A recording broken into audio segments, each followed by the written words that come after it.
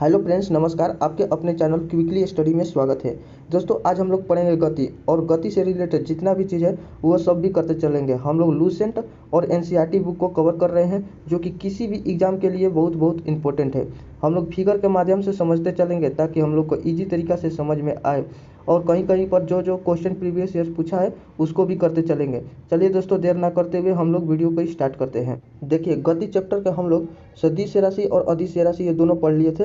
नहीं देखे हैं जाकर वीडियो देख लीजिए, डिस्क्रिप्शन में दिया गया है। देखिए, आज हम लोग पढ़ेंगे गति। गति से पहले हम लोग एक नज़र में इसको थोड़ा थोड़ा ऊपर ऊपर देख लेते हैं, फिर डिटेल से पढ़ेंगे। देखिए, गति को विरामावस्था और गतिज अवस्था में बांटा गया है। तो विरामावस्था स्थिति में कोई बदलाव ना हो उसे विरामावस्था कहते हैं, और गतिज अवस्था स्थिति में लगातार बदलाव हो उसे गतिज अवस्था कहते हैं। गतिज अवस्था को गति से हम लोग मानते हैं। देखिए, गति एक समान गति और असमान गति, दोलन गति, रेखीय गति, वृत्तीय गति। एक समान गति समान समय में समान दूरी तय करना यदि एक समान गति कहलाता है। असमान गति समान समय में असमान दूरी तय करना, यह असमान गति कहलाता है। रेखीय गति जो रेखीय पथ पर हो उसे रेखीय गति कहते हैं। और वृत्तीय गति जो वृत्ताकार पथ पर हो, जिसमें कि दूरी, चाल, विस्थापन, वेग, ये सब भी हम लोग वृत्तीय गति में देखते चलेंगे। और देखिए, यहाँ पर दिया है असमान गति में, जो कि मतलब नियंत्रण कभी बढ़े और कभी घटे, तो यानी कि जब बढ़ता है तो उसे क्या कहते हैं? त्वरण। देखिए, यही है त्वरण, जो समय के साथ बढ़ता है उसे त्वरण कहते हैं। और त्वरण में भी होता है असमान त्वरण होता है, एगो समान त्वरण होता है। अब देखिए, असमान गति की असमान दूरी तय करना, तो इसको में होता है मंदन। अच्छा नो, मंदन गति। तो मंदन गति किसको कहते हैं? समय के साथ घटता रहता है उसे मंदन कहते हैं। एगो होता है असमान मंदन, एगो समान मंदन, ये भी होता है। चलिए अब हम लोग देखते चलते हैं। अभी हम लोग देखे थे हम लोग देखे थे क्या चीज? विरामावस्था। तो विरामावस्था का हम लोग देख लेते हैं। विरामावस्था उसे कहते हैं जो कि किसी समय के, मान लो कि देखिए ये कुल पहाड़ वाड़ है, ये गाड़ी है, तो गाड़ी चल रही है, नहीं चल रही है, रुकी हुई है। ये भी पहाड़ है, नहीं इधर चल रहा है नहीं उधर खसक रहा है, यानी कि रुका हुआ है, जिसे क्या कहते हैं? विरामावस्था। देखिए यहाँ पर, यदि समय तथा प्रेक्षक की स्थिति के सापेक्ष किसी वस्तु ऑब्जेक्ट की स्थिति में परिवर्तन ना हो तो यह वस्तु की विरामावस्था कहलाती है। ठीक है, विरामावस्था का उदाहरण देख लेते हैं। विरामावस्था के उदाहरण: जमीन में लगे पेड़ पौधे, मेज पर रखी हुई पुस्तक, एक चलती कार में बैठे हुए यात्री के सापेक्ष उनके सह यात्रियों की स्थिति। देखिए, इसमें कह रहा है कि जो पेड़ पौधा लगा हुआ है जमीन में, वो क्या है? विरामावस्था में है। मेज पर रखा गया है बुक वक्त, तो वो भी विरामावस्था में है। ये वो कह रहा है कि यात्री जो मान लीजिए ट्रेन व्रेन में यात्रा कर रहे हैं, चाहे बस, उसमें सह यात्री उसमें बैठा हुआ है, उसका पार्टनर, तो वो देखेगा कि ये विरामावस्था में है। ठीक है, इसको और डिटेल से देखेंगे। देखिए, अब ये कार क्या कर रही है? गति कर रही है, यानी कि ये चल रही है। तो इसको तो हम लोग समझ गए गति। तो इसको पढ़ते हैं गति के बारे में। गति, मोशन। ये हमें कह रहा है, यदि कोई वस्तु किसी अन्य वस्तु के सापेक्ष समय परिवर्तन के साथ अपना स्थिति में परिवर्तन करता है तो इस वस्तु को गति की अवस्था कहा जाता है। देखिए, ये कह रहा है कि समय के साथ, देखिए ये जो कार है, तो देखिए जीरो से चालू हो रहा है, टाइम से बढ़ रहा है, टाइम बढ़ रहा है, और यहाँ तक 20 होते होते यहाँ से लेकर वहाँ तक चल गया। तो यानी कि समय के साथ परिवर्तन होते हुए ये अपना स्थान परिवर्तन करता है, तो क्या होता है? किसी को तो गति कहा जाता है। ठीक है, इसको गति कहा जाता है। ये वाला हो गया। अब देखते हैं हम लोग ये गति का उदाहरण देख लेते हैं। उदाहरण के लिए, एक गतिमान ट्रेन में कुछ व्यक्ति यात्रा कर रहे हैं। जब ट्रेन पटरी पर गतिमान अवस्था में है तो ट्रेन की सहयात्री एक दूसरे के सापेक्ष विरामावस्था में होते हैं। देखिए, ये ट्रेन गति कर रही है और उसके अंदर जो व्यक्ति बैठा है ये उसको देख रहा है, चाहे वो उसको देख रहा है, तो इसमें देख रहा है कि दोनों क्या है? तो विरामावस्था में, ये सब कुछ विरामावस्था में है। लगता है कि कोई गति ही नहीं कर रहा है। लेकिन जबकि ट्रेन के बाहर की वस्तु, अन्य वाहन, पेड़ पौधा, भवन आदि, जो कि कुल पोल वोल है, ये सब घास वृक्ष वृक्ष है, ये कुल क्या कर रहा है? गति कर रहा है। ट्रेन में बैठे यात्रियों को गतिशील प्रतीत होती है। देखिए, ये गति कर रहा है, बाकी ट्रेन में बैठे यात्रियों को ये लग रहा है कि ये चल रहा है। ठीक ना? ये देखिए बाहर निकल कर देख रहा है तो कैसा लग रहा है? गति कर रहा है। ठीक है, इसको मान लीजिए समझ लिए। और अंदर वाला बैठा है तो लग रहा है कि विरामावस्था में है। चलिए हम लोग ये देखते हैं। ये भी वैसे ही है कि जो कि बाहर के देख रहे हैं तो लगता है कि गति कर रहा है, और अंदर बैठे हुए व्यक्ति क्या होता है? कि गति नहीं करता है। उसी का उदाहरण है। देखिए, अब एक क्वेश्चन है यहाँ पर, बताइए, जब एक पर्यवेक्षक के सापेक्ष समय के साथ वस्तु की स्थिति लगातार बदलती जा रही है तो क्या कहलाएगी? बताइए। कहा जाता है कि वह शून्य वेग पर है, कहा जाता है कि वह गतिशील है, कहा जाता है कि उसने उसने कुछ दूरी तय की, कहा जाता है कि वह आराम की अवस्था में है। तो भाई, तो समय के सापेक्ष वस्तु की स्थिति में लगातार बदलाव होते रही, लगातार कंटिन्यू, तो ये तो आराम के अवस्था में ना हुई, वो कुछ दूरी ना होगी और एक में गतिशील हो जाए, यानी कि गतिशील यानी कि बी नंबर हो जाए। इसमें कहा जाता है कि शून्य वेग है, शून्य वेग ना होगी तो कुछ वेग तभी चल रहा है, गति कर रहा है, स्थान परिवर्तन कर रहा है, तो वो हो जाएगा। देखिए गति के प्रकार, हम गति का प्रकार देखते हैं। गति के प्रकार को 3 भाग में बांटा गया है, जो कि तल के आधार पर है, एक पथ के आधार पर है, एक समय अंतराल के आधार पर है, ठीक है ना। तो अब हम देखते हैं तल के आधार पर गति। एक विमीय गति 1 डायमेंशन मोशन, द्विविमीय 2 डायमेंशन मोशन, त्रिविमीय 3 डायमेंशन मोशन। हम एक एक करके इस सबको देखते चलेंगे। देखिए एक विमीय डायमेंशन, ठीक है, एक विमीय गति, यदि कोई पिंड किसी भी दिशा में एक सरल रेखा स्ट्रेट लाइन में गति करता है तो इसे एक विमीय गति कहा जाता है। इसमें कह रहा है कि कोई मतलब कोई भी पिंड हो जो कि एक ही रेखा एक ही दिशा में गति कर रहा है। देखिए जैसे में कि ये एक्स अक्ष हो गया और ये वाई अक्ष हो गया, तो ये गेंदा क्या कर रहा है, ये वाई अक्ष पे खास एक ही अक्ष पे कर रहा है, परंतु यहाँ पर देखिए यहाँ पर ये एक्स अक्ष हो गया, ये वाई अक्ष हो गया, ये कार किधर कर रही है, सिर्फ इधर कर रही है, ये भी कार किधर कर रही है, एक अक्ष पे कर रही है, तो इसे क्या कहेंगे, एक विमीय गति कहा जाता है। इसमें वस्तु की केवल एक ही विमा में परिवर्तनशील होता है, जैसे लंबाई, चौड़ाई अथवा ऊंचाई। मतलब वही बात कि कोनों में एक ही दिशा में इसका परिवर्तन होता है, जैसे कि ऊंचाई में होगा तो या तो लंबाई है तो चौड़ाई में एक ही में होगा। उदाहरण के लिए देख लीजिए, उदाहरण ही मेन इंपॉर्टेंट है इसमें के उदाहरण। सीधी सड़क पर गतिमान वाहक, देखिए सीधी सड़क पर गतिमान वाहन, ठीक है, एक निश्चित ऊंचाई से गिराया गई वस्तुओं की गति, ठीक है, एक निश्चित ऊंचाई से कोई भी वस्तु गिराया गया तो मतलब कि जैसे में कि ये गेंद गिराया गया है, चाहे कुछ भी गिराया गया है, तो इसका गति ये होता है। देखिए दोस्तों थोड़ा बोलने में दिक्कत हो रहा है, क्योंकि हम अभी एक वीडियो बनाए और फिर बाद में उसको सेव नहीं हो पाया तो फिर से बना रहे हैं, इसलिए थोड़ा गला फंस गया है। देखिए अब इसको देखिए, अब इसमें कर रहा है द्विविमीय गति। द्विविमीय गति में क्या कर रहा है, जब कोई पिंड एक ऐसे तल में गति करता है जिसकी में उसकी स्थिति को दर्शाने के लिए 2 अक्षों के निर्देशांक, मतलब कह रहा है कि कोई वस्तु ऐसा गति कर रहा है। देखिए अब हम द्विविमीय गति को देखते हैं। द्विविमीय गति 2 डायमेंशन मोशन, जब कोई पिंड एक ऐसे तल में गति करता है जिसमें उसकी स्थिति को दर्शाने के लिए 2 अक्ष के निर्देशांकों, जैसे में एक्स वाई अथवा वाई जेड अथवा एक्स जेड को आवश्यकता हो, तो इसे द्विविमीय गति कहा जाता है। देखिए द्विविमीय गति में कह रहा है कि देखिए इधर क्या है, इधर तो एक अक्ष है और इधर क्या है, वाई अक्ष है। यहाँ से कार चल दी तो इधर भी जा रही है और ऊपर भी जा रही है, तो यानी कि 2 मोशन में दो डायमेंशन में कर रहा है, अच्छा ना।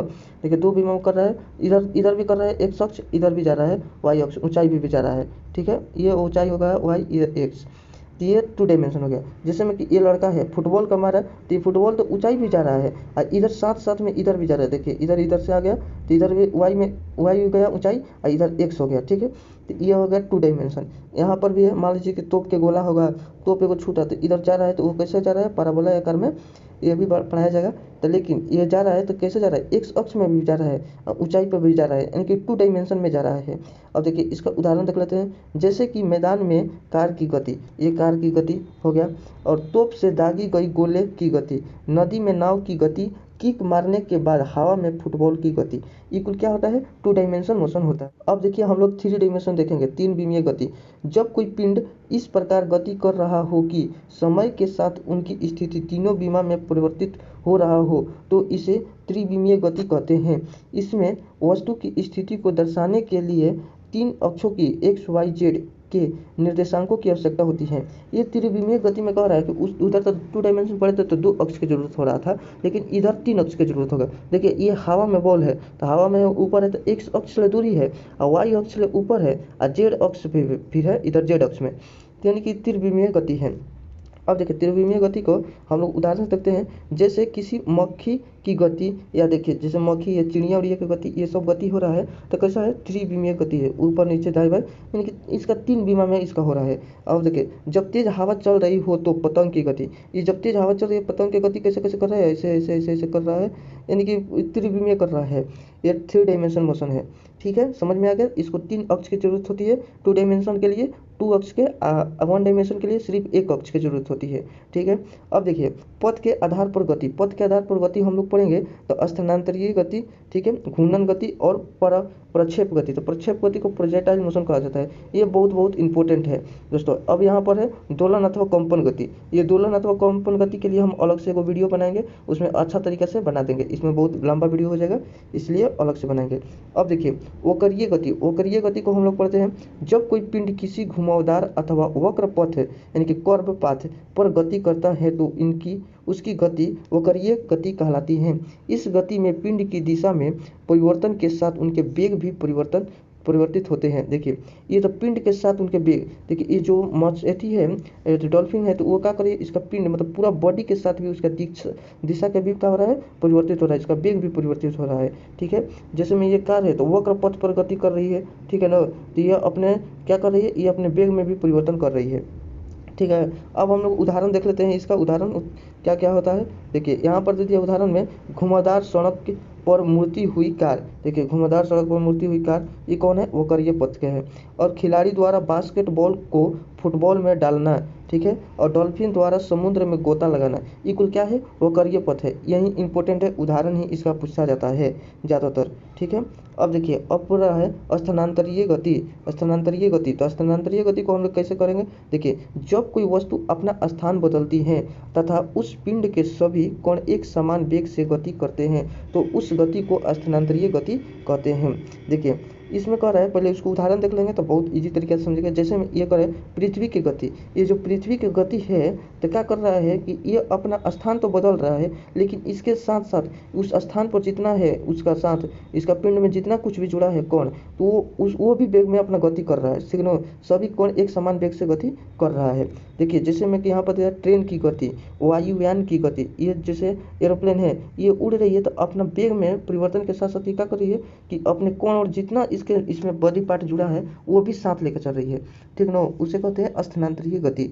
स्थानांतरीय गति मतलब कि समझ लीजिए कि मतलब कि पूरा एक बार में एथी करे, सबको एक साथ लेकर चले, एक कण उसका जितना उससे जुड़ा हो सबको स्थान परिवर्तन कर दे, उसे स्थानांतरीय गति कहा जाता है। चलिए देखिए सरल रेखीय गति, सरल रेखीय गति को हम वन डायमेंशन मोशन की तरह मान सकते हैं। ठीक है, जब कोई कण पार्टिकल अथवा पिंड यानी कि बॉडी एक सरल रेखा में सीधी मार्ग में गति करता है तो उसकी गति सरल रेखीय गति कहलाती है। वही बात हुआ कि जो हम लोग बताए थे कि सरल रेखा में सीधी गति करे उसे वन डायमेंशन कहते हैं, एक ही एथी में करता है तो ये भी वो सही है। देखिए इसको उदाहरण देखते हैं, पेड़ से गिरता हुआ फल की गति। देखिए ये पेड़ से गिर रहा है फल, यहाँ से टूटा और यहाँ आकर गिर गया, यहाँ से टूटा और गिर रहा है, फिर यहाँ से टूट कर गिर रहा है, तो इक्वल क्या है कि सरल रेखीय गति है। ये नहीं है कि उधर से टूटेगा ऐसे ऐसे आएगा, इधर उधर नाच के तो ऐसे नहीं आएगा। भले पाता आ सकता है हवा के चलते, लेकिन ये फल है तो फल तो सीधे गिर जाएगा, लेकिन एग्जाम में पूछा गया था इसलिए ये सब डाले हैं। इसका उदाहरण ही बहुत इंपॉर्टेंट है। देखिए बंदूक से निकली गोली, ये भी हो गया। और पृथ्वी पर ऊर्ध्वाधर यानी कि वर्टिकल गिरते हुए कोई वस्तु, ये वाला हम लोग पढ़े वन डायमेंशन में। जैसे में कि देख लीजिए यहाँ पर कि कह रहे हैं कि ये वाला गिर रहा है, जो गेंद गिर रहा है कैसे गिर रहा है, यानी कि सीधा गिर रहा है, ऊपर से नीचे गिर रहा है वर्टिकल, ऐसे नो, तो ये वाला इसे ऊपर से नीचे गिर रहा है ऊर्ध्वाधर, तो ये क्या है वन डायमेंशन है। और ये भी सरल रेखीय गति है, सीधे सीधे गति कर रही है। अब देखिए और कर रहा है, गति कर रहे हैं कदम ताल करते हुए सैनिकों की टुकड़ी। ये सैनिक की टुकड़ी है जो कदम ताल करते हुए एकदम सीधे लाइन में करता है, एक भी रूल नहीं तोड़ता है। ये सैनिक लोग एकदम सीधे एकदम चलते रहते हैं। ठीक है, सीधी एवं समतल सड़क पर चलती हुई कार की गति आदि ये सब है जो कि सरलरेखीय है। देखिए ये कार जो चल रही है, यहाँ से कार जो चल रही है एकदम सीधी सरलरेखीय गति में चल रही है। ठीक है ना, ये हो गया सरलरेखीय गति, वन डायमेंशन तरफ है। अब देखिए वृत्तीय गति, वृत्तीय गति को हम लोग देखिए एगो वृत्तीय गति होता है, एगो घूर्णन गति होता है, ये दोनों में समझना पड़ेगा फर्क, लेकिन हम लोग अभी देख लेते हैं वृत्तीय गति। तो वृत्तीय गति कह रहा है जब कोई वस्तु किसी वृत्ताकार मार्ग पर गति करता है तो उसकी गति को वृत्तीय गति कहते हैं। यदि वह एक समान चाल से गति करता है तो उसकी गति को एक समान वृत्तीय गति कहा जाता है।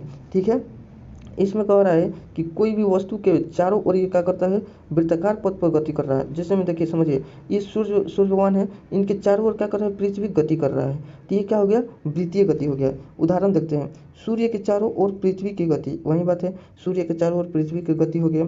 एक निश्चित ऊंचाई पर वृत्ताकार चक्कर लगाते हुए कृत्रिम उपग्रह की गति और पृथ्वी के चारों ओर चंद्रमा की गति, वृत्तीय गति। ठीक है, वृत्ताकार पथ पर धावक की गति, ठीक है, वृत्ताकार पथ पर धावक की गति इक्वल क्या है, गति है, वृत्तीय गति है।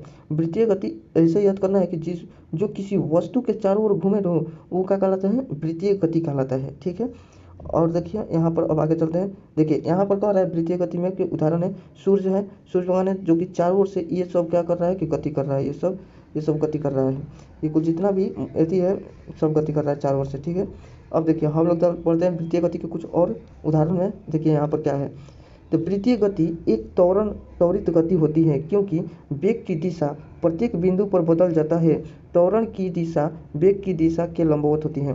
देखिए ये क्या हो रहा है कि देखिए वृत्तीय गति जो है हम लोग देख रहे हैं, तो यहाँ पर जो वेग है ना, तो वेग जा रहा है इधर, लेकिन जाना चाहिए तो उसको सीधे, लेकिन ये बदल क्या हो गया इधर, ठीक है, इधर बदल गया। फिर इधर से ये मान लो कि इधर जाना चाह रहा था, लेकिन ये चल दिया इधर, यानी कि बदल जा रहा है बार बार। फिर ये इधर जाना चाहता था, लेकिन इसको बदल कर इधर क्या किया गया, तो इधर हो गया। यानी कि हर एक पॉइंट पर ये अपना क्या बदल रहा है, अपना वेग या दिशा को बदल रहा है, ठीक है। त्वरण की दिशा वेग की दिशा की लंबवत होती है। ये त्वरण जो है ये वेग की लंबवत होती है, ठीक ना, यहाँ पर लंबवत होती है।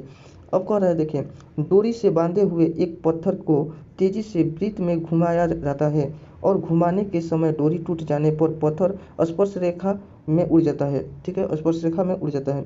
देखिए ये क्या हो रहा है कि हम लोग देखिए यहाँ पर साइड से देख रहे हैं, ऐसे को डोरी को घुमाया जा रहा है, लेकिन टॉप से देख रहे हैं तो इससे डोरी को घुमाया जा रहा है, लेकिन अचानक डोरी क्या हो रहा है कि टूट जा रहा है। तो ये क्या हो रहा है कि एक सीधे सरल रेखा में गति कर रहा है। एकदम हम लोग भी बचपन में उड़ाते थे, कुछ बांध लेते थे गेंदा उंदा और घुमाते थे, अचानक टूट जाता था तो सीधे कैसे जाता था, सीधे स्पर्श रेखा यानी कि सरल रेखा में चल जाता था, ठीक है ना। अब देखिए घूर्णन गति से पहले हम लोग अलग अलग पढ़े वृत्तीय गति। वृत्तीय गति क्या होता है कि इसके चारों ओर गति करता है, लेकिन घूर्णन गति देखिए, यह गति उन वस्तुओं का वर्णन करता है जो एक अक्ष पर के, देखिए इसी में यही इंपॉर्टेंट है, अक्ष, इसमें घूर्णन में अक्ष यानी कि खोजिएगा, अक्ष के चारों ओर घूमती है तो घूर्णन गति कहलाते हैं। देखिए अक्ष के चारों ओर, ये जैसे पृथ्वी हो गया, अपने अक्ष के चारों ओर, अपने ही अक्ष पे चारों ओर घूम रहा है। ये लट्टू हो गया, तो लट्टू भी क्या कर रहा है, अपने अक्ष के चारों ओर घूम रहा है। ये नहीं कि चारों ओर इधर उधर घूम रहा है, लट्टू अपने अक्ष पर घूम रहा है, उसे घूर्णन गति कहा जाता है। अब देखिए घूर्णन गति एवं वृत्तीय गति में लगभग एक जैसी गति प्रतीत होती है, जबकि अपने अक्ष के साथ साथ दूसरी वस्तुओं के चारों ओर घूमती है तो वृत्तीय गति कहलाता है। इनके उदाहरण यह है कि पृथ्वी सूर्य के चारों ओर परिक्रमा करती है, जबकि यह अपनी धुरी पर भी घूमती है। देखिए अब उदाहरण हम लोग देख लेते हैं। उदाहरण में क्या कह रहा है, लट्टू की गति, ये लट्टू अभी अभी हम लोग बताए लट्टू गति, ये लट्टू अपने अक्ष पर गति कर रहा है। और कह रहा है वाहनों की पहियों, तो वाहन के पहियों बाकी जवन गाड़ी है, तो गाड़ी में जवन पहिया होता है, तो ये नहीं ना करता है पहिया की गाड़ी के चारों ओर घूमता है, नहीं, वो एक जगह पर अपनी जगह पर नाचते रहता है। और कह रहा है पृथ्वी की घूर्णन, ठीक है, पृथ्वी की एक घूर्णन है, ये भी क्या है, घूर्णन गति का है। हेलीकॉप्टर के ऊपर लगे पंखे की गति, ये हो गया आदि। देखिए पंखे की गति हेलीकॉप्टर के, ये भी हो गया कि जो कि अपने अक्ष पर घूमते हैं, ठीक है, आदि घूर्णन गति के प्रमुख उदाहरण हैं। हम लोग जान गए कि जो अपने अक्ष पर नाचे तो उसे घूर्णन गति कहते हैं, जो किसी वस्तु के चारों ओर नाचे तो उसे वृत्तीय गति कहा जाता है। अब देखिए यहाँ पर हम लोग पढ़ते हैं अनियमित गति। अनियमित गति यानी कि रैंडम मोशन, जब कोई वस्तु अपनी गति की दिशा अनियमित रूप से परिवर्तित करती है तो इस प्रकार की गति को क्या कहते हैं, अनियमित गति कहते हैं। देखिए इसमें कोई मतलब इसका दिशा ही नहीं है, किधर भी जा रहा है, किधर भी इधर उधर चल रहा है, तो इसका क्या करता है, अनियमित गति है। जैसे में देखिए इसका उदाहरण देख लेते हैं, गैस के अणु, ये कुल गैस के अणु है, तो इसका क्या है कि इधर उधर मार जिग गति कर रहा है, ठीक है ना, इधर उधर गति कर रहा है, तो ये कुल क्या है कि अनियमित गति कर रहा है। चींटियों की गति, धूल कण की यानी कि डस्ट पार्टिकल्स की गति, आकाश में पक्षियों की गति, ये जो आकाश में पक्षी सब उड़ रही है, ये सब काला काला, तो ये कुल कैसा गति कर रही है, अनियमित गति कर रही है, ठीक है। देखिए अनियमित गति को जिगजैग गति भी कहा जाता है तथा इसे ब्राउनियन गति भी कहा जाता है, ब्राउनियन गति भी कहा जाता है, ठीक है, इसको ये भी याद कर लीजिएगा। अब देखिए ये तो हम लोग जान गए कि जिसका मतलब कि निश्चित दिशा ही ना हो तो उसे क्या कहते हैं, अनियमित गति कहा जाता है, ठीक है। चलिए यहाँ पर एक क्वेश्चन है जो एसएससी में पूछा है, बताना है, एक अक्ष के चारों ओर गति करती कोई वस्तु किस प्रकार की गति प्रदर्शित करती है, बताइए। तो स्थानांतरीय गति, घूर्णन गति, वक्रीय गति, आवर्ती गति, तो कौन आ जाएगा। तो देखिए इसमें तो हम लोग बता दिए थे, एक अक्ष पर कह रहे हैं ना, एक अक्ष पर घूम रही है, एक होता है किसी वस्तु के चारों ओर, किसी वस्तु के चारों ओर घूमे तो वृत्तीय गति कहलाता है, एक अक्ष पर घूमे तो उसे क्या कहते हैं। चलिए इसको लीजिए, इसको कमेंट कीजिएगा, ठीक है। चलिए अगला देखते हैं हम लोग, ये भी क्वेश्चन सब प्रीवियस ईयर पूछा हुआ है, बताइएगा। घूर्णन गति की अवधारणा का परिचय देने के लिए निम्नलिखित में से कौन सा सबसे उपयुक्त निर्देशात्मक सहायक सामग्री है, बताइए। पंखे के ब्लेड, और कर दरवाजे का हैंडल, रस्सी चरखी प्रणाली, खिलौना गाड़ी, तो कौन हो जाएगा। तो देखिए इसमें हो जाएगा पंखे का ब्लेड, जो कि पंखा, देखिए यहाँ पर पंखा हम बनाते हैं, ये इधर से हो गया पंखा, इधर हो गया एगो इधर, देखिए ये पंखा बना दिए हैं, बाकी थोड़ा खराब बनाया वही के लिए पंखा हो गया। देखिए ये पंखा जो है तो अपने अक्ष पर गति करती है, अपने अक्ष पर गति करती रहती है। ये नहीं है कि घर के चारों ओर घूम घूम कर गति कर रही है, नहीं, ये अपने अक्ष पर कर रही है, तो इसीलिए इसे घूर्णन गति के रूप में भी एति किया जाएगा। देखिए पूछा हुआ है, ठीक है। अब देखिए प्रक्षेप गति, प्रक्षेप गति को प्रोजेक्टाइल मोशन भी कहा जाता है। प्रक्षेप गति, जब कोई पिंड ऐसे नियत त्वरण के अंतर्गत गति करता है जिसकी दिशा पिंड के वेग की दिशा के भिन्न होती है, तो पिंड के वेग का परिणाम एवं दिशा दोनों समय के साथ बदलते रहते हैं। इसके कारण पिंड एक समतल में वक्र पथ पर गति करता है। इस गति को प्रक्षेप गति कहते हैं और वक्र पथ को प्रक्षेप पथ भी कहा जाता है। इसको भी याद करिएगा। देखिए प्रक्षेप पथ कहा जाता है एवं सदैव पारावलयाकार होता है। ये तो मोस्ट इंपॉर्टेंट है, ये भी पूछता है क्वेश्चन कि प्रक्षेप गति का कैसा होता है, तो पारावलयाकार होता है। जैसे देखिए उदाहरण देखते हैं, धनुष से छूटा बाण, हवाई जहाज से गिराया गया बम, तोप से छूटा गोली आदि का मार्ग पारावलयाकार होता है। ये सभी प्रक्षेप गति का उदाहरण है, ठीक है। अब इसको हम लोग सरल भाषा में समझते हैं इधर। तो देखिए कह रहे हैं जब कोई वस्तु को किसी प्रारंभिक वेग से ऊर्ध्वाधर के अलावा अन्य दिशा में फेंका जाता है तो वह वस्तु ऊर्ध्वाधर तल में गति करते हुए पृथ्वी पर किसी अन्य स्थान पर गिरती है तो इस वस्तु को क्या कहते हैं, इस गति को प्रक्षेप गति कहते हैं। देखिए इसमें कह रहे हैं कि ऊर्ध्वाधर जो है ना, ऊर्ध्वाधर के अलावा, ऊर्ध्वाधर मतलब सीधा के अलावा किसी भी अन्य डिग्री पर फेंका जाता है। मान लो कि ये 90 डिग्री से कम यानी कि 60 डिग्री पर फेंका जाता है तो क्या होता है कि ये मतलब जो इधर गति करता है तो ये कैसे करता है, पाराबोलाय गति करता है, ठीक ना। इसी को प्रोजेक्टाइल मोशन भी कहा जाता है। देखिए ये जैसे मैं इसका उदाहरण देख लिए, उदाहरण क्या होता है, जैसे मैं देखिए यहाँ पर उदाहरण पीछे देखे थे हम लोग, तोप से फेंका जा रहा है तो कैसा हो रहा है, पाराबोलाय गति हो रहा है। देखिए यहाँ पर आकर गिर जाएगा। अब देखिए, अब इधर देखिए पाराबोलाय गति का हम लोग कुछ देख लेते हैं इसके बारे में। प्रक्षेप गति यह एक द्विविमीय गति होता है, अर्थात यह एक समतल में गति होता है, ठीक है ना। तो ये द्विविमीय गति होता है। अभी हम लोग द्विविमीय के जाने कि एक्स अक्ष में भी और वाई अक्ष में भी। देखिए ये जो पाराबोलाय गति कर रहा है तो क्या कर रहा है, देखिए इसको, तो क्या हो रहा है कि ये एक्स में भी जा रहा है, ये वाई में भी जा रहा है, तो इसको क्या कहेंगे, द्विविमीय गति भी कहा जाता है। प्रक्षेप गति को अधिकतम दूरी तक फेंकने के लिए उसे क्षैतिज में 45 डिग्री के कोण पर ऊपर की ओर प्रक्षेपित करना चाहिए। मतलब सबसे ज़्यादा दूरी फेंकने के लिए कितना डिग्री के कोण पर फेंका जाएगा, तो 45 डिग्री का। ये इंपॉर्टेंट है, इसको याद कर लीजिएगा। अब बोल रहा है प्रक्षेप कोण थीटा एवं थीटा माइनस 90 माइनस थीटा दोनों के लिए क्षैतिज परास सामान्य होता है, ठीक है ना। ये वाला क्षैतिज परास जो होता है वो क्या होता है, सामान्य होता है दोनों के लिए। अब कह रहे हैं प्रक्षेप पथ के उच्चतम बिंदु पर वेग एवं त्वरण के बीच 90 डिग्री का कोण बनता है। देखिए इधर देख लेते हैं हम लोग। देखिए सबसे उच्चतम बिंदु कौन है, ए है इसके, और ये नीचे जो कोण लंब डाला गया है कि कितना डिग्री का कोण बनता है, 90 डिग्री का कोण बनता है। याद रखना है, त्वरण के बीच कितना डिग्री का, 90 डिग्री का कोण बनता है, ठीक है। अब बोला है किस कोण से फेंके जाने पर कोई वस्तु सर्वाधिक दूरी तक प्रक्षेपित होगी। बताइए किस कोण से फेंका जाएगा, तो सबसे अधिक ज़्यादा दूर जाए 45 डिग्री पर। किसी प्रक्षेप का प्रक्षेपक वक्र या पथ खाली स्थान होता है, कैसा होता है प्रक्षेपक पथ, तो ये होता है पराबोलाकार, जो कि अभी बताया गया है।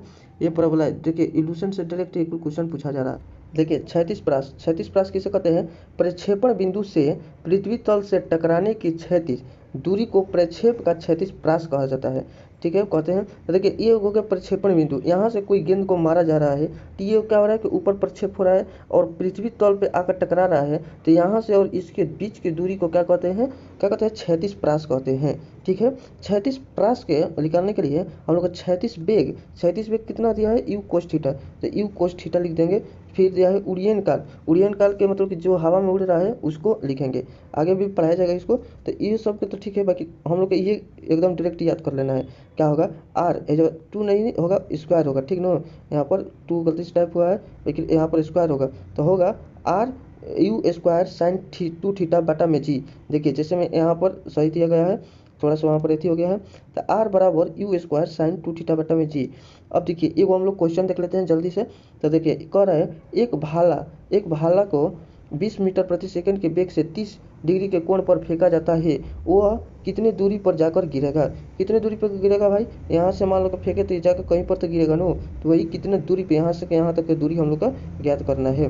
तो देखिए 20 मीटर प्रति सेकंड है, तो 20 के हम लोग स्क्वायर कर लेंगे, यू दिया है 20, तो 20 का स्क्वायर साइन 2 थीटा की जगह पे कितना दिया है 30 डिग्री, तो यहाँ पर 30 दूनी 60, तो साइन 60 डिग्री का मान कितना होता है, साइन 60 डिग्री का मान कितना होता है √3/2 होता है। ठीक है, यहाँ पर 20 का स्क्वायर करेंगे तो 20 का स्क्वायर 400 होगा, तो 400 गुने और जो 60 डिग्री का मान कितना होता है साइन 60 डिग्री √3/2। अब बाटा में हम लोग ये जी के मान क्या 10 लिखे हैं, क्यों 9 पॉइंट कुछ होता है ना, तो इसको डायरेक्ट 10 बना लिए क्योंकि कैलकुलेशन थोड़ा ईजी हो है। ठीक है, तो अब हम लोग इसको 10 ले, मतलब ये 0 से 0 कट गया, ये वाला काटे तो 20 वर्थ में 40 कट गया 2 से। ठीक है, तो हो जाएगा 20√3। इसमें कुछ नहीं करना है, बस फॉर्मूला में लेकर मान रख देना है और आंसर आ जाएगा। तो ये वाला हम लोग का याद चाहिए कितना दूरी गया। ठीक ना, अब बोल रहा है उड़ियन काल। उड़ियन काल बोल रहा है प्रक्षेप को 0 से बी तक हवा में जाने में लगा समय उड़ियन काल कहलाता है। देखिए यहाँ 0 से लेकर यहाँ बी तक आने में, वो भी हवा में जितना समय लगा है ना आने में ऊपर उड़ते उड़ते, तो उसे क्या कहते हैं उड़ियन काल कहते हैं। आज जितना दूरी गया है उसे क्या कहते हैं प्रक्षेप गति प्रास कहते हैं। ये वाला हो गया, ये देखिए क्षैतिज प्रास कहते हैं, तो यानी कि इसको प्रास कहते हैं और इसको क्या कहते हैं दूरी उड़ियन काल कहते हैं। तो उड़ियन काल का होता है T = 2u sin थीटा बाटा में वही वाला जी आ जाएगा। तो देखिए अब हम लोग का यहाँ पर दिया है एक तोप के गोले को 30 डिग्री के कोण पर 80 मीटर की वेग से फेंका जाता है, तो कितनी देर बाद वह पृथ्वी पर गिरेगी। तो बताइए गिरेगा, तो यहाँ पर देखिए टी बराबर कितना होगा 2u sin थीटा बाटा में जी, तो 2 तो ठीक है, यू कितना दिया है, यू दे दिया है 80 गुने साइन, ठीक है, और 30 डिग्री मान यहाँ पर 30 दिया ना, तो इसलिए यहाँ पर 30 लिख दिया, बाटा में जी के जगह पे 10 लिख दिए।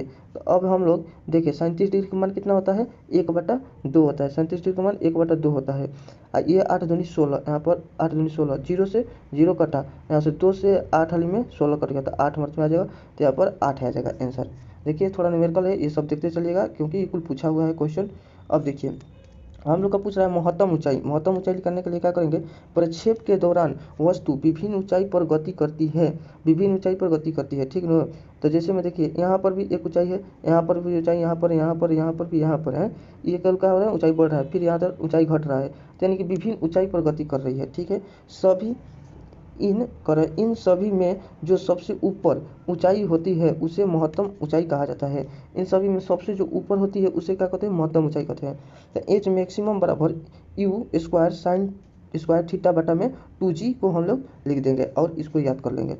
चलिए हम लोग दूरी पढ़ते हैं। दूरी बराबर कितना होता है, किसी दिए गए समय अंतराल में वस्तु द्वारा तय किए गए मार्ग की लंबाई को दूरी कहा जाता है। यह एक अदिश्य राशि है, यह सदैव धनात्मक होता है। दूरी कैसा होता है, सदैव धनात्मक होता है। ठीक है, यह एक अदिश्य राशि है। ठीक है नो, देखिए यहाँ पर समय अंतराल दे दिया, समय अंतराल में जितना दूरी चल जाएगा नो उसको हम लोग क्या कहेंगे दूरी कहेंगे। ठीक है, देखिए यहाँ पर कह रहे किसी दिए गए समय अंतराल में वस्तु द्वारा तय की गई मार्ग की लंबाई को दूरी कहते हैं। वहाँ से मतलब कि 1 से लेकर 20 तक होने में यहाँ से यहाँ तक आ गया, तो लेकिन यही लंबाई जितना तय किया गया है तो इसको क्या कहेंगे दूरी कहेंगे। देखिए अब विस्थापन क्या कहते हैं, विस्थापन डिस्प्लेसमेंट क्या कहते हैं, एक निश्चित दिशा में दो बिंदुओं के बीच की लंबवत दूरी न्यूनतम, ठीक है ना, यही इसमें की पॉइंट है, ठीक है ना, न्यूनतम दूरी के विस्थापन कहते हैं। यह सदिश राशि है, इसका ऐसा ही मात्रक मीटर होता है। विस्थापन धनात्मक भी हो सकता है, ऋणात्मक भी हो सकता है और शून्य भी हो सकता है। ठीक है ना, देखिए यहाँ से स्टार्ट किया एक लड़का जो कि अपने फ्रेंड से मिलने के लिए इधर से रास्ता से जा रहा था, ये वो कोई है रास्ता इधर से शॉर्टकट अपना लिया, ये तो जल्दी आ गया, तो जो जल्दी आएगा ना जो कम दूरी तय करेगा उसी को हम लोग क्या कहेंगे विस्थापन कहेंगे। जो ज़्यादा दूर तक गया है तो उसको क्या कहेंगे दूरी कहेंगे। जैसे कि देखो घर ए से घर 2 पे जाना है, मान लो इस घर से उस घर जाना है, तो ये वो लड़का को हम लोग भेजे हैं, ये चलते गए, इससे पूछे कितना किलोमीटर गया भाई, तो ये बोला कि हम 80 किलोमीटर, मान के चलो 80 किलोमीटर गए। इससे पूछा गया तुम कितना गया, तो ये बोल दिया कि हम चल दिए, मान लो कि चलो कि हम 30 किलोमीटर गए, ये बोला कि हम 30 किलोमीटर, ये बोला कि कैसे भाई 30 किलोमीटर चल गया, तो ये 30 किलोमीटर जो गया ना तो शॉर्टकट गया, तो इसी को हम लोग क्या कहेंगे विस्थापन। जो जितना शॉर्टकट, जो जितना एकदम नज़दीक से जाए उसी को विस्थापन कहते हैं, और जो दूर मतलब इधर उधर घुमा के जाए उसको क्या कहते हैं दूरी कहते हैं। समझ में आ गया होगा। अब बोल रहे हैं वो भौतिक राशि हैं जो कभी भी ऋणात्मक नहीं होती। तो बताओ तो कौन होगा, तो कभी भी ऋणात्मक ना होगी, तो दूरी ऐसा है ना कि जो कभी भी ऋणात्मक नहीं होती है। फिर बोल रहा है एक वस्तु को ऊपर की ओर फेंका जाता है, यह 100 मीटर की ऊंचाई तक जाता है और फिर फेंकने वाले के पास वापस आ जाता है। मान लो कि यहाँ पर कोई है गोलू मोलू है जो कि एक वस्तु को गेंद को फेंक दिया तो ऊपर गया 100 किलोमीटर ऊंचा पर गया, किलोमीटर में नहीं 100 मीटर ऊंचा गया। और फिर जाकर फिर इसी के पास लौट कर आ गया, तो 100 मीटर तक गया, ठीक ना, और फिर इसी के पास आ गया। तो इसमें हम लोग को बताना है कौन होगा। देखिए ए नंबर में कह रहा है वस्तु का वास्तविक विस्थापन 50 मीटर है, तो भाई वास्तविक विस्थापन 50 मीटर गया फिर यहीं पर आ गया, तो विस्थापन तो जीरो हो गया, तो यानी कि ये गलती है। अब दूसरा नंबर का कह रहा है कि वस्तु द्वारा तय की गई कुल दूरी शून्य है, वस्तु द्वारा तय की गई दूरी, इधर तो गया भाई 100 मीटर, फिर आया उधर से 100 मीटर, तो इधर से तो 200 मीटर इसका हो गया, शून्य कैसे हो जाएगा, ये भी गलती हो गया। अब तीसरा का देखते हैं, वस्तु का वास्तविक विस्थापन 100 मीटर है, देखो ये तो गया ऊपर गया फिर ऊपर से नीचे आ गया, तो इसका विस्थापन कितना हो जाएगा, जीरो हो जाएगा, ये भी गलती है। वस्तु का वास्तविक विस्थापन शून्य है, तो हाँ भाई जब गया फिर आ गया तो क्या हो गया, विस्थापन शून्य हो गया, तो ऑप्शन नंबर डी हो जाएगा। विस्थापन और दूरी में समझ में आया ना, कि दूरी जो जाएगा तो 200 हो जाएगा जाने और आने में, लेकिन विस्थापन जो नज़दीक हो, यहीं से चलना शुरू किया फिर यहीं पर आ गया खत्म, तो जीरो हो गया भाई, कहाँ मतलब स्टार्ट भी नहीं किया, यह हो गया। अब बोल रहा है यदि किसी वस्तु द्वारा तय की गई दूरी शून्य है तो वस्तु का विस्थापन कितना होगा। भाई वस्तु का विस्थापन, अब दूरी तय नहीं किया तो विस्थापन क्या होगा, कुछ नहीं होगा, शून्य हो जाएगा। भाई कह रहा है विस्थापन के परिवर्तन की दर को क्या कहा जाता है। विस्थापन के परिवर्तन के दर को हम लोग वेग कहते हैं, जब वेग रहेगा तो विस्थापन में परिवर्तन के दर को वेग कहा जाता है, ठीक है, इसको याद कर लीजिएगा। चाल किसको कहते हैं, किसी वस्तु द्वारा प्रति सेकंड तय की गई दूरी को चाल कहा जाता है, अर्थात चाल बराबर दूरी बटा समय, यह एक अदिश राशि है, इसका SI मात्रक मीटर प्रति सेकंड है।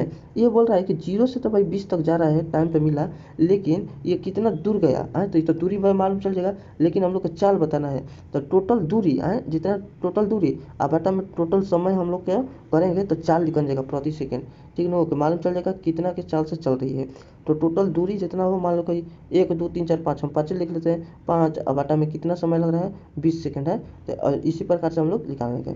अब देखिए इसमें कह रहा है एक चालक समान समान गति से अपनी कार को चलाता है और 60 सेकंड में 288 मीटर की दूरी तय करता है, गति ज्ञात कीजिए। तो देखिए एक चालक है जो कि समान गति से अपनी कार को चला रहा है, तो देखिए तो कितना दूरी नो, तो दूरी बराबर होता है डिस्टेंस बटा में टाइम है, तो डिस्टेंस कितना दिया है 288 दिया है, ठीक है, और बटा में टाइम कितना दिया है 60 सेकंड में दिया है, ये कितना में दिया है, मीटर में दिया है। ऑप्शन पे हम लोग देख लेंगे मीटर प्रति सेकंड 7 में है, यानी कि ठीक है, कुछ में बदलाव नहीं करना है। अब देखेंगे हम, ये जीरो का भी मान लो साइड हटाओ, 2 6 है, 6 का पहाड़ा में कितने के आसपास आ रहा है, 6 चौका 24, 4 4 है, 6 5 30 वही तो बेसी हो रहा है, और 6 3 18, तो 4 से जा रहा है ना, यानी कि 4 वाला देखेंगे, ये नहीं है, ये नहीं है, ये नहीं है, ये है, तो यानी कि 4 पॉइंट कुछ आ जाएगा। तो ऐसे ही ऑप्शन एलिमिनेट करने के लिए जानना पड़ेगा और जल्दी जल्दी करना पड़ेगा।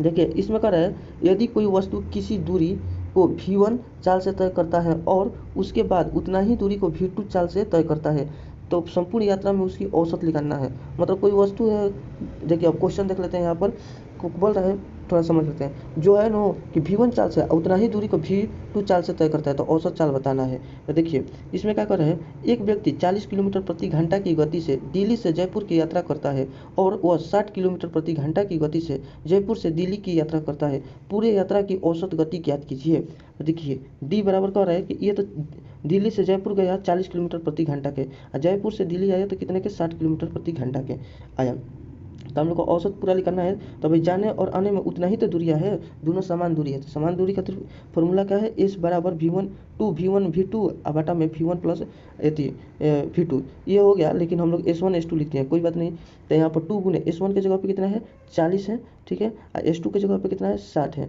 ठीक है, अब बाटा में दोनों को योग करेंगे तो 100 हो जाएगा। अब 2 को 0 से दोनों कट गए, 6 चौके 24, 24 दूनी 48 हो गया। एगो तो ये होगा, एगो दूसरा का नंबर ये होगा, ये मान लो टाइम एंड वर्क पे समझ के चलो, एक ये 40 किलोमीटर दूरी तय करता है, बी उतना ही दूरी को 60 किलोमीटर, तो टोटल एलसीएम निकालें तो 120 हो जाएगा है। तो ये वाला देखो 0 से इसका 0 कटा तो 3 4 3 12, तो 3 मिनट में ये करेगा, 3 मिनट 3 सेकंड जो भी टाइम दिया हो उसको करेगा। तो टाइम ये लिखा क्या, इसका क्या होगा 0 से 0 6 दूनी 12 तो 2, तो एस बराबर 120 क्यों भाई, या एक तो जाने में 120 किलोमीटर, ठीक है, और एक आने में 120 किलोमीटर, तो 2 हो गया ना, तो 2 120 बाटा में 3 2 5, टाइम हम लिख देंगे। अब घटाएंगे तो ये भी 48 आ जाएगा, ठीक है। अब चलिए देखिए ये भी क्वेश्चन है, तो पहले इसको समझने के लिए हम लोग इसको समझते हैं। इसमें क्या कर रहे हैं, जब वस्तु अपनी यात्रा के आधी समय में v1 चाल से और शेष आधी समय v2 चाल से चलती है तो संपूर्ण यात्रा में उसकी औसत चाल बताना है। तो बताइए, तो इसको डायरेक्ट याद करेंगे v1 प्लस v2 और बटा में 2। इसको थोड़ा प्रूफ करा देते हैं कैसे आया। देखिए समय जो है ना आधा आधा में बटाया गया है, तो आधा आधा समय में तो दोनों भी बराबर होगा, मान लो 100 होगा तो 50 50, 50 होगा तो 25 25 आया आधा आधा समय में। तो ये जितना ये है उतना ये भी है, तो टी टी हो जाएगा। भाई S1 से चल रहा है, ये S2 से चल रहा है, मान लो कि S1 S2 से चल रहा है, ठीक है। तो डिस्टेंस यदि स्पीड बराबर कितना है, डिस्टेंस बटा में टाइम होता है। तो हम लोग का अब यहाँ पर डिस्टेंस याद करने के लिए यहाँ पर क्या करेंगे, डिस्टेंस स्पीड गुने टाइम बराबर डिस्टेंस हो जाता है, इसको इधर भेज देंगे, गुना में हो जाएगा। तो हम लोग का डिस्टेंस निकालने के लिए स्पीड गुने टाइम, तो स्पीड कितना है S1 और टाइम कितना है टी है, ठीक है। तो TS1 प्लस TS2 बटा में क्या हो जाएगा कि दोनों का योग टोटल के, तो T1 और T2 दोनों का योग करेंगे तो 2T हो जाएगा, ठीक है। ये इतना हो गया। लेकिन अब T1 इसी में भी है, T1 इसमें भी है, तो TT कॉमन निकालने का तो S1 प्लस S2 और TT से कट जाएगा तो हो जाएगा S1 प्लस S2 बटा में 2 हो जाएगा कि नहीं। तो हम लोग यही ना प्रूव करना था, ये सिद्ध हो गया। इसमें क्या कह रहा है, एक आदमी 29 मिनट में 29 किलोमीटर प्रति घंटा की गति से ए से बी की यात्रा करता है और वह देखिए ए से बी तक 29 मिनट में 29 किलोमीटर जाता है, ठीक है। वह 29 मिनट में 39 किलोमीटर की गति बी से सी की यात्रा करता है, और बी से लेकर सी तक 29 मिनट में 39 किलोमीटर की यात्रा करता है, ठीक है ना। तो पूरी यात्रा के औसत गति ज्ञात करना है। अब देखिए यहाँ पर 29 है, यहाँ पर भी 29 है, 29 हम लोग काट देंगे तो बचेगा 1:1 है, 1:1 बचेगा। तो एवरेज स्पीड हम लोग पूछ रहे हैं गति, औसत गति, तो गति का क्या करेंगे, स्पीड बराबर total distance by total time. तो टोटल डिस्टेंस कितना है भाई, तो टोटल डिस्टेंस है, हम लोग कैसे ज्ञात करेंगे, तो ये तो स्पीड हो गया, ये टाइम हो गया। तो अभी हम लोग पढ़ा है डिस्टेंस निकालने के लिए, तो डिस्टेंस निकालने का तरीका करेंगे स्पीड गुने टाइम।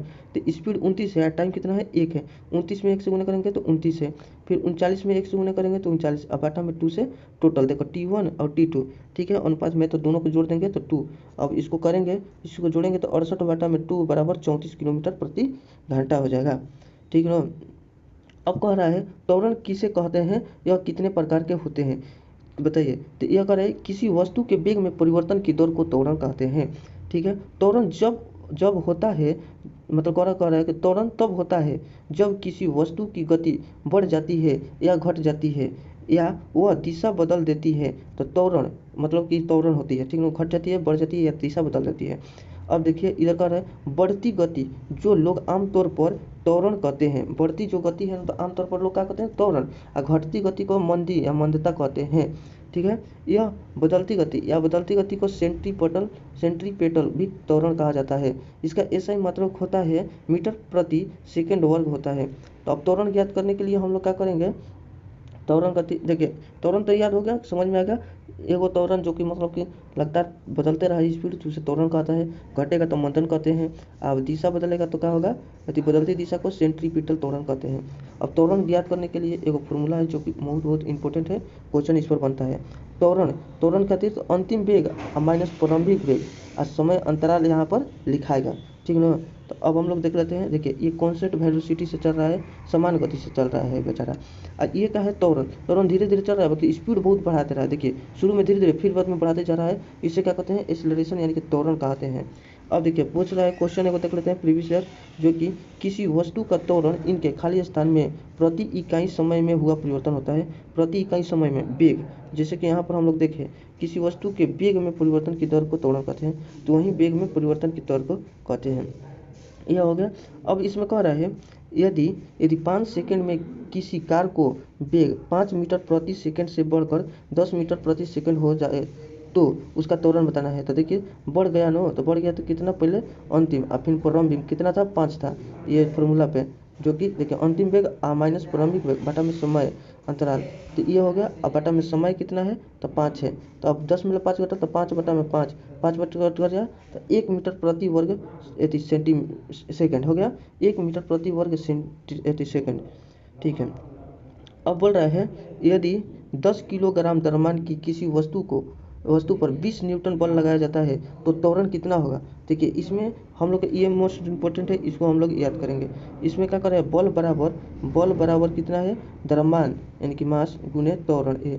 तो बल हम लोग का कितना दिया है, मतलब आगे देख लेते हैं, 10 किलोग्राम दिया था, मास कितना दिया है 10, अब बल कितना लगा रहा है 20 न्यूटन, बल को 20 न्यूटन हम लोग का क्या पूछ रहा है, एक्सीलरेशन त्वरण पूछ रहा है ना। तो ए तो यहाँ पर कट गया, तो ये क्या हो गया 2, तो 2 मीटर प्रति स्क्वायर हो जाएगा, प्रति सेकेंड स्क्वायर हो जाएगा। मंथा का अर्थ क्या होता है, तो ये कहता है नियत चाल होता है, या बढ़ती हुई चाल होता है, या घटती हुई चाल होती है, एक समान। तो ये होती है ये एक समान गलती, बढ़ती चाल, इक्वल सब गलती है। इसमें होता है मंथा का अर्थ होता है घटती हुई चाल होता है। अब हम लोग देखिए ये कुल कोणीय वेग है, तो कोणीय वेग वृत्ताकार मार्ग पर गतिशील कण को वृत्त के केंद्र से मिलाने वाली रेखा 1 सेकंड में जितना कोण से घूम जाती है उसे कोणीय कण कहा जाता है। कोणीय वेग कहा जाता है। इसे ओमेगा द्वारा प्रकट किया जाता है, अर्थात W बराबर थीटा बाई टी। देखिए इसको पढ़ लीजिएगा लूसेंट से। और देखिए इसमें ये इंपॉर्टेंट है, पाई का मान का गणना सबसे पहले आर्यभट्ट ने किया था। ठीक है, अब चलिए, वीडियो देखने के लिए थैंक्स फॉर वॉचिंग। ये वाला है सदिश और अदिश, इसमें ट्रिक से बताए गए हैं, एक बार में ही याद हो जाएगा, नहीं याद होगा तो कहिएगा कमेंट में, देखिएगा एक बार में पूरा याद हो जाएगा। इसमें सदिश से पढ़ा है जो कि, चलिए वीडियो देखने के थैंक्स फॉर वॉचिंग।